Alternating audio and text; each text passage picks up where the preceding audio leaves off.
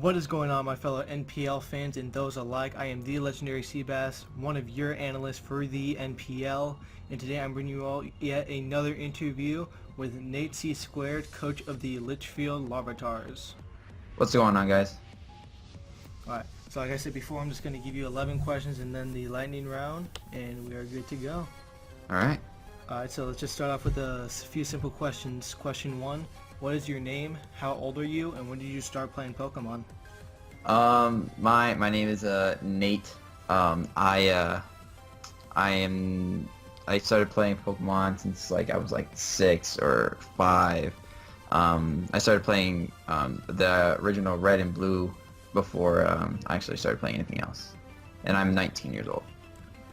Yeah, I started out really young actually, 3 or something. I just grabbed my brother's Game Boy and just started playing it. He'd be like, "What are you doing?" I'm just like, "Hey, I'm 3." Alright, so question 2. When did you start competitive Pokemon? I actually just recently started getting into it because I don't know, I've watched it. I've never actually played in it. I've actually watched a lot of nationals and regionals over the few years, and I started wanting to get into it now that I'm starting to do videos about Pokemon and stuff like that on YouTube.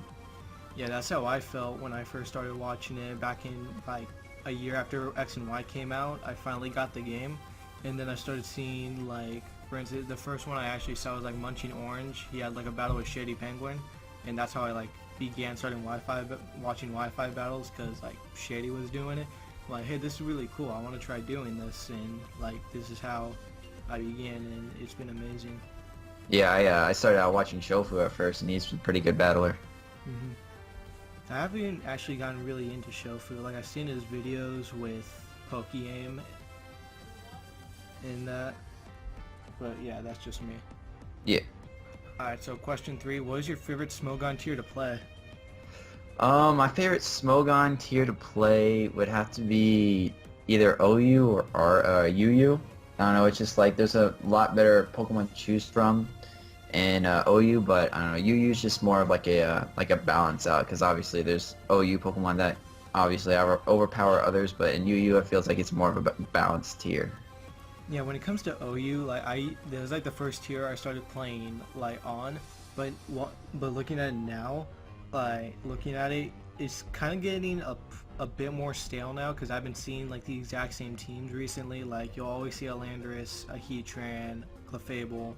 You'll always see these Pokemon compared to other tiers where you'll see diverse Pokemon when for instance NU, they have these wide variety of Pokemon Archeops, Electivire, Lilligant, all these Pokemon that can just fit well on a team, compared to OU where it's the same Pokemon every time.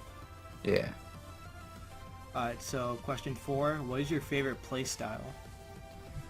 I don't know. To be honest, from what I've been watching, I kind of like the stall, just being able to either toxic you or get you on a burn and get you down low. And also I like to play defensive, because sometimes playing defensive is best offense. Yeah, when it comes to defensive, I like running the bulky, variants of mons, how mons can be either offensive, defensive, or mixed. For instance, Mega Sableye, he can be offensive with knockoff. He can be special attacking with Shadow Ball and Calm Mind. He can be defensive with Recover and Will-O-Wisp and moves like that. Yeah. Alright, so question 5. What is your favorite type of Pokemon to draft? I don't know. To start off with, I definitely have to go big on attack. You got to get some form of attack in there somewhere, and then I guess next would be a good wall to counter your offensive Pokemon that you just drafted, and then just pick what you need from there. Yeah, I agree with that. Trying to get completely offensive mons. What's a good example? Victini can be a mixed or a physical attacker, and then you just get a wall to help that Pokemon shine even more. Are you following the GBA? Just a little bit every now and then. Yeah, A-Drive, he tried his hardest to get Pokemon that would help Victini just benefit even more, which in my opinion isn't really working, but he got all these Pokemon Chansey, can be a wall to help take hits. What else? else. That's all I can think. One of my favorite defensive cores, if you've seen it, is the Blissey Skarmory core when it comes to most leagues, just because Yeah. it's so annoying to deal with. Because it's like, oh, I can Thunderbolt the Skarmory, but wait, Blissey swaps in. I can Drain Punch the Blissey, oh wait, the Skarmory comes in and tanks it. And then you like, try to Toxically Blissey, but the Skarmory comes in. yeah, like, when it comes to most walls, they're just very annoying to deal with. Like, I remember another A-Drive example, he forfeited his first playoff match because he didn't want to deal with it and it was getting too annoying. Yeah. Alright, so question 6, what is your favorite Pokemon in drafting format? In drafting format, haven't had much experience with drafting. This is actually going to be one of the first few times that I've drafted, but so far, I'd have to say Sylveon. Sylveon's a pretty good, just a pretty good fairy type Pokemon to start off with, but then another one to draft good is I guess the Kyurem Black.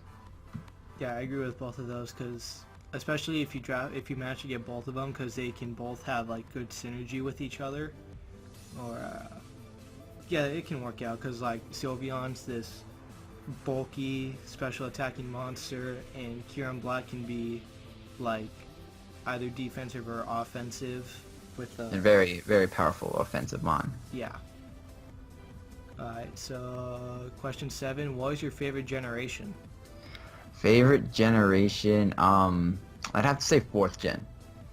A lot of people have been saying 4th gen. Like, I didn't really get to play through all of 4th gen, mostly because I lost a copy of my Pearl, but playing through it like back a few years ago, it was actually pretty great. And also, probably, I do like 4th gen mostly because competitive wise it has some of the best Pokemon that came from it.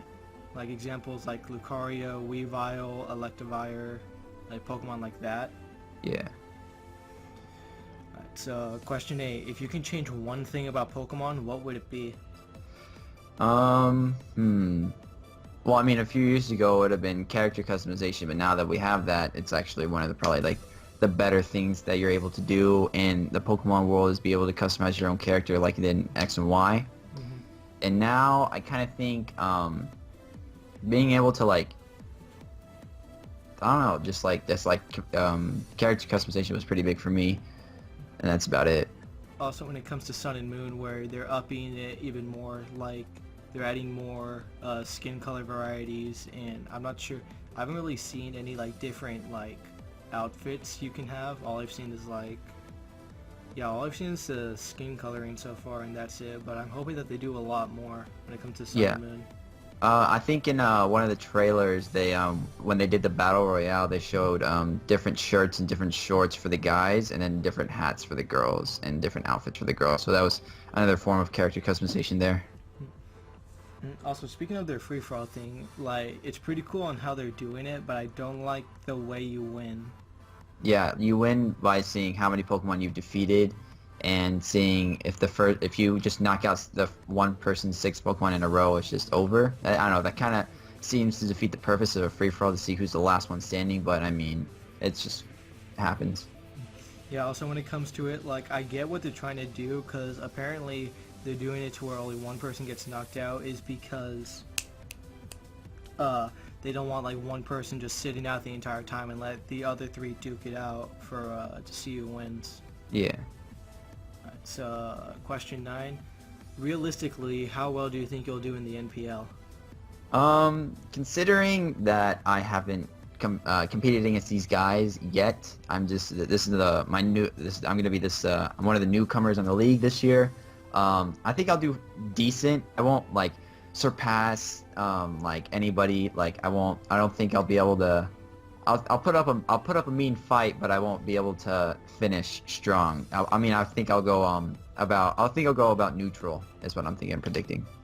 That's a pretty good goal. Like seeing like most people, one of the main goals for people is to make playoffs, and I'm pretty sure.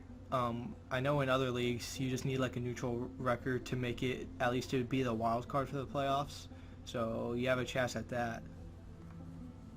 Yeah, for sure. I mean, if I just got a lab in the in Showdown for a while to get my team ready for each week, you know. You know what they say, practice makes perfect. Yeah. Alright, so question 10. What is your favorite aspect of drafting format? Um, favorite aspect. I think just being able to like, I guess, draft in tiers. Like there's, instead of just having like a whole bunch of random monsters, tiers of course, but then like also just being able to like snipe one of your opponent's Pokemon is just one of the best things, because like, oh shoot, they wanted that Pokemon, well I got it instead. So like sniping people into getting the mon that you want? Yeah. Yeah, when it comes to drafting format, one of the main things I like about it is the fact that you only have 12 or 11 Pokemon to work with, and to think about what the other team is gonna bring like that week. Like, there's a chance that you get it all correct, you have all the perfect sets, and you have a big chance at winning. But then there's a chance where they bring none of the mons that you expected, you have like the wrong sets, and you are gonna have to try like a lot harder to win. Yeah, that definitely puts your brains at the test and seeing how well you can counteract that move. Yeah. Alright, so question 11. What is a bold prediction you have for the season? Bold prediction. I'm gonna say that someone from my division will win the league this year. That's a pretty bold prediction. I actually haven't gotten to check who exactly is in divisions. Like, I've seen the spreadsheet and it looks really nice. Yeah. Well, I'll look into it, and that is a pretty bold prediction, saying that one of your divisions is gonna win it all. Yeah, and then especially because the champion last year is definitely in the other conference. Is gonna be a little tough to beat. Oh yeah. Alright, so you ready for the lightning round? Of course. Alright. Sun or moon? Moon. Smelgon or VGC? Small gun. Live com or post com? Lifecom. Showdown or cartridge? Cartridge. Fairy or dragon? Fairy. Gen 1 or Gen 6? Gen 6. And you're actually the first one to say Gen 6. That's wild. Alright, so there you go. Once again, thank you all so much for watching this interview. Thank you very much to Nate C Squared for joining me. I hope you do really well this season. Good luck to you. Thank you very much. I'm the Legendary Seabass. Be sure to check out the Twitter down below, the NPL's YouTube channel, and to check out mine and Nate's channel. And with that, I'm the Legendary Seabass, and we'll see you all in the next interview. Peace, guys.